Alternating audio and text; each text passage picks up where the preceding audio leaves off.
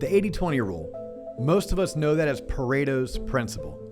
But today we're going to discuss the new 80-20 rule. That's 80% true and 20% new. You ready for this?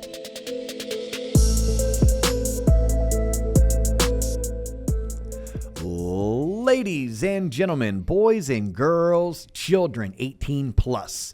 You are tuned in to the Loan Officer Podcast with me, Dustin Owen, and my main man, JC. John Coleman. Dio, what's poppin'? Hey, your shirt, To the Top Never Stop. Shout out to lover Carlos Navarro. He's been a guest twice on TLOP, and just noticed that he's out doing his own thing. Right. Check him out on YouTube. To the Top Never Stop. To the Top Never Stop. Carlos, shout out. Yeah, shout out to Carlos Navarro, Hollywood actor extraordinaire. Yeah, and comedian. I see what you're doing, Dustin, with your housing wire gear. Shit, yes. OMG. If you're tuning in on YouTube, you're gonna check out my newest housing wire swag, Yeah. bro. I love it because it's a hoodie. So I love hoodies. It does look nice. Shout out, shout out to Brenna, McKenna, Diego, Clayton, Sarah, James. Like, who am I missing? You know? Probably like the CEO. Clayton. Like, did I get Clayton in there? Yeah, I think you did. Yeah, like the whole entire Housing Wire crew. I show up. It's in a nice box. That's crazy because I with didn't. a handwritten thank you That's note. hilarious because as someone who produced and made the content, I didn't see that hoodie in my swag bag. I think they said, hey, make sure you give something to John. Yeah, right. I'm pretty. You know what? I think one of my kids took it. Sure, kind of. Yeah, one of my kids took it. But no, actually, I had a dream. I had a dream that, and maybe this is me putting out in the universe. Hold on. I'm sorry. Before about your shitty dream, is that like a double, like, that's clean as fuck. I've never seen that before. Oh, the double, that's a thing? Yeah, if you're not watching on YouTube, we That's describe dope. to the people on Spotify and Apple I don't know what how they're to looking at. your drawstrings. It's the drawstrings. It's a double for a hoodie. drawstring, and like one is khaki colored and one is gray. Yo, shout out to whoever put that together. Okay, well there you go. Anyway, That's tell me about coming straight out of the DFW more than likely. But no, it's so crazy dream. I dreamt that Housing Wire bought TLOP. I mean, like Clayton called us up, Diego called us, Sarah was like, yo, what's up? McKenna and Brennan were like, hey, we love what you're doing. You need to come be a part of the HW Media family. Yes. And like we were purchased. Yeah, it's going to take a lot of time. Shout out to the previous episode to just draft up all the legal documentation for the pitfalls of what could happen potentially for signing us on as a long-term client. So that's what's that's the holdup, people. Okay, yeah, but nonetheless, like put it out in the universe. That was pretty crazy. But today, yeah, I'm gonna go ahead and rock the hoodie, give some Housing Wire some love. Huge fan of what they do, of what they represent. Obviously, you hear me talking about and posting about their lead analyst, Logan Matashami. So, so I'm rocking their shirt. You're rocking Carlos. Unsolicited. And by the way, we're not being paid to do this. Yet. This is out of our kindness of our good heart. So for you. Yeah. In your black heart. Your crusty old. I don't like people, but this is good. All right. So we don't have a lot of time. Last episode, we took more time than we needed. We did the whole entire episode on time. Today, we don't have a lot of time, so we're going to jump right into it. Okay. And it's something that I will be presenting on this topic in Las Vegas at Mastermind Summit. So this is a little bit of a preview. For those that are planning on showing up, I speak at 9 a.m. on Thursday. Question for you. Yes. And maybe the listeners can reach out some way and give us their feedback. Okay. So they're going to announce, bring me up on stage. I'm going to have my walk-up music playing. Okay. Do you and I do the thing? No. Do we do the thing? Since we only have a limited amount of time. I only have 30 minutes to speak and present. Time is precious. So we're not going to do the thing. I'm not worth it. I'll be there recording and stuff, but them Vegas people don't give a shit about your intro. So they don't want us to do the thing. I want you to do the thing. I want you to do it. You want me to do it. But knowing how much time is limited and like how much time you have to grace that stage, we can't afford to. We just roll. Ladies and gentlemen, boys and girls, children 18 plus, you are live at Mastermind Summit, like that thing. Yeah, I think you do that and that's it. And then if gauging people's response, if we get a couple hoot hollers, I'll make sure I pay like 5 people out there. Well, yeah, but you'd have to have a handheld. I'm going to be all mic'd up with the lav, but you'll need your handheld to do your whole JC bit. I'll add it in post. No. We're doing it in front of 400 or 500 people on a Thursday morning. Yeah, it's fine. Half of them are going to be hung over from Wednesday night. So you have the first session on the real day. Yeah, so I took that 2 different ways.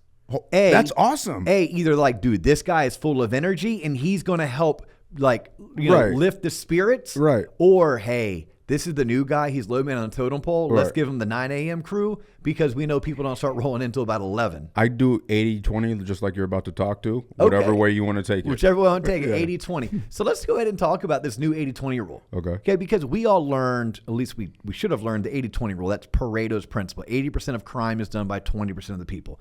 80% of income is earned by 20% of the people, right? That is the standard 80-20 rule. But when I'm looking at running a business, when I'm looking at leveraging technology, when I'm looking at leaning into new, unproven sales strategies, I'm at a point in my career, and what I'm advising my clients and my coaching students is we have to think of the new 80-20 rule.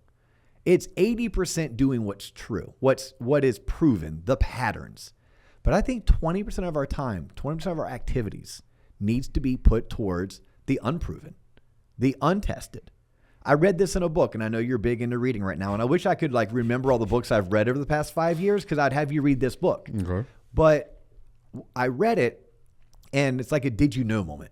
Did you know that Apple gives their associates, their engineers, their programmers, they get 5 hours a week to do whatever the fuck they want. Literally, hey, John, I know I hired you to be a programmer on, version 70.7 of this iOS or this particular iPhone. But for 5 hours a week, you can go work on whatever project you want. You can collaborate with whoever you want within this campus of probably 10,000 programs and engineers. And why is that? It's because they understand that when people are given the autonomy to be creative, A, you get some of your best ideas, but B, they're also happier associates. So it makes them, less cantankerous when it comes to doing what they were hired to do because they got to spend 5 hours out of their 40 or 45 hour work week. So somewhere between 10 to 15% of their time doing things outside of what they were hired to do. So a little bit of what I'm starting to coach and teach, look, it's me pulling from some of the best companies in our country, in our world, and saying, well, if they're doing this and it's working for them, it should work for us. So I'm a big fan of if it's new, it's not true. If it's true, it's not new. That's one of the slides on the presentation when we're out in Vegas. But at the same time, I have to keep my head on a swivel. I have to be open because here's the elephant in the room. We have technology coming at us at a rate that we've never seen before. We have content creation becoming a legit thing. It's not just for the cool and the hip. No, this is a legit thing. And we have online networking, social media. This is not new anymore. We are 10, 15 years into Facebook becoming open to everyone, not just people with .edu as their email. And at this point, it's y'all, what are we doing as business operators, as sales professionals, as entrepreneurs to make sure that we're focused on the patterns that work, the tried and the true, but we're also dedicating 20% of our time, our money, our activities to the unproven. And that's what I want to talk about. It's what I'm going to be presenting on and probably talking about pretty openly for the next 9 to 18 months until we can start to see the change the change you want to be, the change you want to see. You should be the change you want to see. It's what I'm going to be practicing internally. It's what I'm going to be teaching externally. And that's what we're going to continue to talk about on today's episode. Okay. Where do you want to go with this? Wherever you want. Anywhere I want to go. All right. So I'm just going to spitball rapid fire if that's all right with you. That's the best way to go, Dustin. All right. Because I have a call with a CEO in about 17 minutes. Let's keep it running over then. Well, we don't want to keep him waiting. That's rude. He's probably going to show up late anyway. That's how y'all CEOs do anyway. You know what? He is never late, but he has been prone to potentially have to cancel every third. That's worse than being late. Because something comes up. Allegedly. On the other end. I love making it, something popped up last minute. Didn't know I had this. Got to reschedule. No, he knew he had it. He always knows he had it. You know what? You know why? He didn't make the time for you. Didn't make the time. Wasn't a priority. It was not. He had the time, but he couldn't prioritize it. Something else popped up. It's always good before you get started. It's always good to say that in circumstances when you're the one projecting that until your wife or someone else uses it on you. Then it's like, whoa. Slow your roll, chica. That's a fucking one-way street. Yeah, slow your roll. No, so we're going to start with the 20%. Like someone may ask me if this was a live show, if this was a call-in show, hey, Dio, tell me more about what do you mean by the 20%, the elephant in the room? Okay, let me just spit fire, rapid fire. Let's just crush it. We're going to start with technology, then we're going to go to content creation, and then we're going to go to online networking.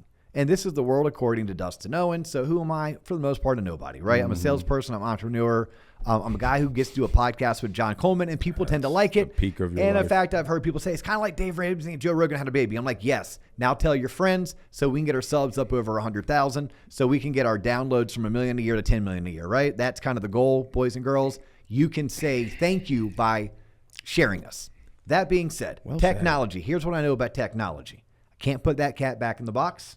Right? It ain't going back where it came from. So because of that, I have to embrace it. But I don't need to be the person or the company inventing and leading the charge. Because my experience has taught me this. I have a 9 out of 10 chance that I'm going to lose tons of time, tons of man hours, and millions of dollars by me trying to be the guy or the company who is actually at the forefront of cutting edge technology because I'm creating it. If I'm a fast follower, then I let others take that risk. Others waste those man hours. Others invest those hundreds of millions of dollars. And then once I see what's working, because I've had my eyes wide open, my ears to the ground, and my head on a swivel, now I'm like, hey, that's working. Let me go and follow suit. By the way, I was talking to a CEO of a mortgage company 2 weeks ago, and he gave a great analogy to this same exact topic. He goes, look, I look at the money and the resources Rocket has dumped into their company over the past decade to get to where they're at. And he's like, over the next 10 months, I'm going to be able to have the same exact thing Rocket has for 1/10 of the cost and 1/10 of the time. What took them hiring 50 programmers, he has to hire 5 programmers. So for him, when he catches up to where Rocket is today, and by the way, Rocket may continue to pull ahead, but it won't be pull ahead by double, it'll pull ahead by 10 or 20%. When he catches up with Rocket, he is still 2 or 3 years ahead of the rest of the industry. So this is him being a fast follower, but he didn't have to be the person out there leading the charge because that's risky. So when it comes to technology, be a fast follower and an early adopter. Like, look, we aren't putting this away. We're not putting it back. So once we see something's working, once the consumer has figured out what they like versus what they don't like, because that's something else. The nerds, right, the engineers and the programmers, they build software with one intended use, but you know who actually determines how it's going to be used? The hackers and the drug dealers. Yep, and the consumer. Oh, yeah. The end user. Sorry, that's what I meant to say. The end user will ultimately decide the highest and best use, which is why some of the best ideas never become marketable because the end user couldn't figure out how it benefited them, and how ideas and products that people just thought was a joke end up being a $1 billion idea because the consumer figured out how it makes sense to them and how it works within their world. That's Viagra. So we have to always keep in mind that no matter how great our idea is, ultimately the consumer decides when and how it's going to be used or at all. So that's just my 3 thoughts on technology. Next in line when it comes to content creation, people do business with who? People they know, like, just stop there. People do business with? Oh, yeah, people. People. This is your new thing. I forgot. This is my new thing. Sorry. Usually it was I have to keep know, like, and trust. Yeah. But you stopped it at people. I stopped at people, yes. But the saying is, like Dale Carnegie, I think, is coined a saying, people do business with people they know, like, and trust. But anyway, now you can lead with that, and then now your stick is like, no, I'm gonna cut it off at people because people that is my stick. With people, not with companies. Right. They do it with people. Right. Right now, they have to trust that you work for a reputable company, that there's a company behind you that's going to back you. Right. But people do business with people. Well, today's consumer is going to want to get to know me. They're going to want to get to like me and trust me. So annoying. But they may do that before they ever call me. I know. Or at least they're going to look to do that before they ever call me. So if I don't have content of my own that depicts who I am, where I can give people a peek into my life. If I give you a peek into my life, then you feel like, oh, I know that guy. Right? And then if I can give you some content where I'm educating you, where I'm teaching or training, then all of a sudden you're like, oh, he's a bit of an authority figure. He kind of knows what he's talking about. Oh, I trust him. Well, if I let you look into my life and I teach and educate you or share some thoughts and some ideas with you, now all of a sudden you're like, well, I trust them. So before they ever call me, but I have to be doing content creation. So in my world, you're either all in or all out. You're either all in on business, at which point you're creating content, or you're all out. Now, I'm not saying abandon everything that you're doing right now. If you're doing certain sales activities because they work, keep doing them. That's the 80%. But I'm saying if you're not doing content creation, you got to take time, make time, and then push 20 hours a week into content creation because you're not going to be good right away. Right? That's the whole part. We talked about this last episode. It takes time. It may take you 2 years. I promise you, after 2 months, you're better than you were when you got started. After 12 months, you're way better. And after 2 years, you're like, damn, I got this. When's the last time you looked at one of our earlier episodes? I'm talking about in the single digits. I cringe. You know what? Mark and I were updating the playlist on the YouTube channel. Yeah. And by the way, we curated some pretty badass playlists. So make sure you are subscribed to the YouTube channel. Real talk, that guy that commented that one time that said, why did you guys get rid of the playlist? This is all because of you. So whatever camera I'm looking at, this is your doing. Yeah, no, we got rid of them because we brought them back better. Right. We brought them back better. So yeah, that was the last time. I try not to, John. You know what's really cool is I found the videos that Kevin Murphy and I were making way before we ever hired you. Before the dawn of time. Yeah, that's what people don't understand. Like John and I didn't wake up one day saying I wanted a podcast. I woke up one day saying I want to start creating videos because my clients had requested it because my loan officers were constantly recording me. So I asked the receptionist to bring in her camera to get with me and my loan officer, and we were going to make videos. What year was this, Dustin? 2019. Jesus. And it was so freaking painful. I made the receptionist cry. She almost wanted to quit. Kevin and I almost got into a fist fight. I joke about that. We didn't. But, it was painful. Right. It was painful. And then the product was so stiff and so boring and so bland. We were proud of it. But then that's what led me to wanting to hire a John Coleman, asking you if you'd want a podcast, because I decided I'm better in this element than I ever was and still am when I have to speak to the camera. I'm better speaking to you, or I'm better speaking to an audience off the cuff than I am trying to do something that's prepared and scripted. But my point being to you all, when it comes to content creation, you got to take 20% of your sales activity and put it towards content creation. You're going to suck in the beginning, and that's okay. It's more about where you're going. And if you give it enough time, I promise you, you will get good. If you don't want to create content like Dinosaur, I don't know, like get really good at spending a lot of money to generate leads online, like by buying leads or SEO or Google Click, because that's what you're going to have to do if you're not willing to create content. Like that's just where we're going. Instead of dedicating your time to create content, you'll be dedicating your time to following up on these shitty leads that take more of your time. So it really depends on where do you want to spend your time. Correct. You lay in the bed you make. And then the last one, when it comes to online networking, right? So social media, social marketing, I think that's what our buddy Amir calls it, social marketing. I call it online networking. Yeah. Because I understand how to network. I understand that my net worth is the sum of my network. So the more that I network, the more money I can make. So I call social media online networking. But same thing with content creation. You're either in or you're out. And if you're out, you might as well be out of business if you're not online. And I'm not saying online doing branding bullshit. Okay, most of us, we want to do some branding posts. Branding posts don't allow people to get to know you, like you, or trust you. Being a human does. People do business with people. So we need to be on LinkedIn. We need to be on Facebook. We need to be on Instagram, and possibly look at TikTok. Dance with me. If you're going to do TikTok, just check out how Jordan Nutter, who has been on the show, does TikTok. Shout out Jordan Nutter. And follow in her footsteps. Obviously, put your own spin on it. But yes, there is an entire just network of professionals, of potential clients, of potential business partners that you can connect with from your couch, from your bedroom, in your underwear, with your hair being all ratty and a T-shirt and cut off jean shorts on, and you haven't bathed in 3 days. And you can legitimately have sales success, business success by being yourself online, opening up to other people, making eye contact, shaking hands, making introductions, small talk. Eventually that small talk moves over to a one-on-one conversation. That one-on-one conversation leads to a face-to-face meeting. And that face-to-face meeting, that's when business is transacted. The difference is we're doing it all online. So those are actually likes and comments is someone making eye contact and introducing themselves, and sending a friend request is making an introduction, and commenting on someone else's post is engaging in small talk, and then sending someone a DM or a private message, that is actually you all getting one-on-one until eventually you can get truly face-to-face, belly-to-belly, or Zoom-to-Zoom. So those are the three things that you just have to do. And if you're not doing it now, that's okay. What's not okay is that if you don't take 20%, this is the new 80-20 rule, 20% of your sales activity and your time needs to be towards that. And then I have one last concept I wanted to share that kind of puts a bow on all of this. Okay. It's the online-offline concept. And it's interesting because I've talked to some phenomenal sales leaders, right? Massive top 50, top 10 mortgage lenders throughout the country.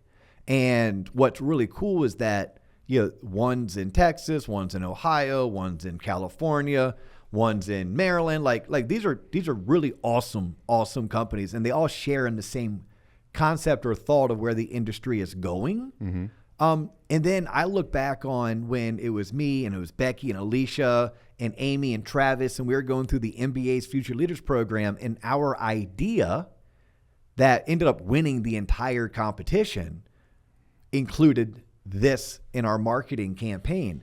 So it's offline. Offline, online? You said offline. What did I say? You said offline. Did I really? Yeah, I just wanted to correct you because I feel like we've built that rapport on air. Like We Tony have. Kornheiser and Michael Wilbon. We have.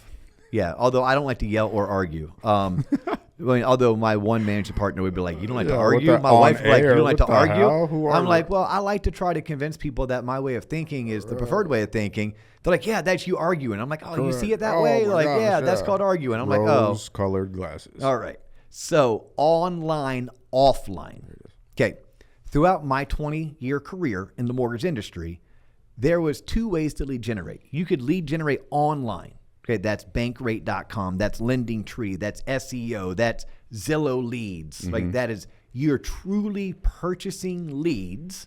People are filling out a questionnaire, and then you and your sales team have a certain sales approach where you just smiled and dialed, you churned and burned, you cranked out the calls, you sold deals, you locked in loans, and you tried to get them into processing ASAP with the appraisal ordered.